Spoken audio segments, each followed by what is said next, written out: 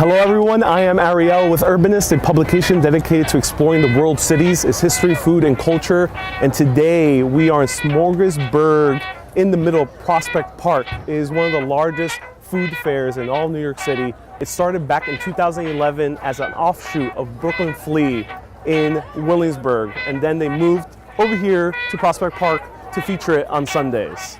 Let's go.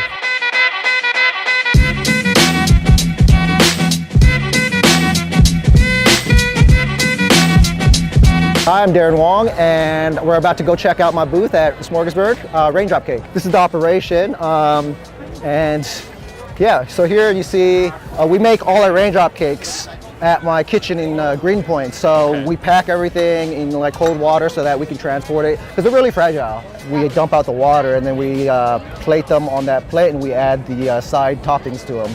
And so the toppings that you see I'm adding right there are coconut milk, it's slightly sweetened, and then nata de coco, which is coconut jelly. And we make about like 800 in a day, I think we can do. Okay, interesting. And how does it stay in that perfect raindrop shape? That's agar working its magic. So the more you use, you can get different consistencies. Like the first one I made when I was experimenting, I didn't really know what ratio I was looking for. Yeah. And so I just decided to make one, and I put in some agar. And that's really, the ratio of like agar to liquid is actually the ratio is small. So if you put a little bit, it has a big effect. And so my original raindrop cake came out almost like a high bounce ball. It was like really, really rough. You couldn't even, yeah, it wasn't clear. Yeah, I tried. I was like, but then further into, I was like, okay, that's obviously too much agar. And then, as I tried and experiment more, I used less and less agar. And eventually I landed on the consistency that I liked, which was just barely enough to hold it together and clear. So literally I can make a raindrop cake out of anything that I can turn into a liquid. That's cool. What made you choose ube? Ube was like instantly one of those things there. I'm like, oh, that's like such an interesting ingredient. I love the flavor, I love the color. And so I had all those elements. And what made you start Raindrop Cake, just in the very beginning? I was working in advertising 2 years ago. I think a lot of people in advertising, they have this urge to like want to make things with their hands. And once I had something that looked good, tasted good, I started sharing it with my friends, my roommates. That was a good response. Then I was like, oh, cool, I have something here that I feel like is different, it's new, and people seem to like it.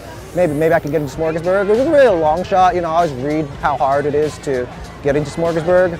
I forgot like how many applications they got, maybe like hundreds or maybe even 1,000, but only 24 were accepted this year. In New York City. Yeah, and there is a pretty healthy food innovation culture in New York City. There is Ramen Burger, right? The king of Smorgasburg, basically, right? They started a couple years ago, and they have like, and they're still popular.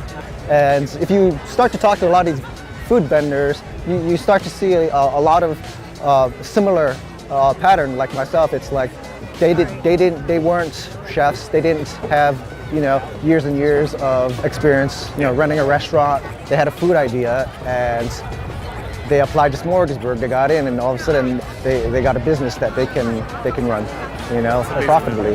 So yeah, people ask me if I'm going to open a store. Like I think I've always just not really given it that serious thought of doing one, because it doesn't seem right for me. I feel like the food market scene is really where Raindrop Cake flourishes, attracting people with the free Kool-Aid, which I thought was a nice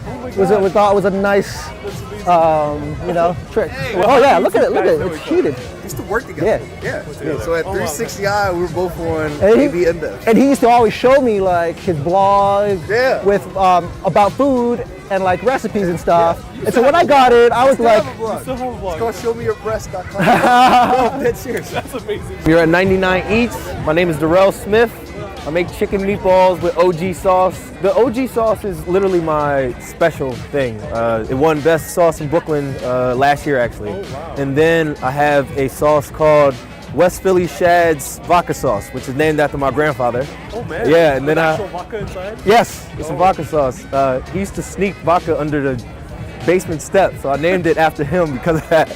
So yeah, and then I have a pesto. So I got a few sauces out. So sauces are the specialty, and meatballs are like secondary and go well with them. Oh, nice. And what's how do you get the chicken into a meatball? Like have it so well tender, like very tender as a regular meatball? Well, if I tell you, I gotta kill you. But the secret is love, man. You gotta love your food. If you don't love it, then like it shows. Like when people eat it, they don't taste that extra. You know what I'm saying? So yeah, I would say just love, and then like I've been making meat. Oh yeah, the sauce definitely. So the way to do it is you gotta simmer your meatball in the sauce. And if you do that, then it'll infuse it with the flavor and the juiciness of it.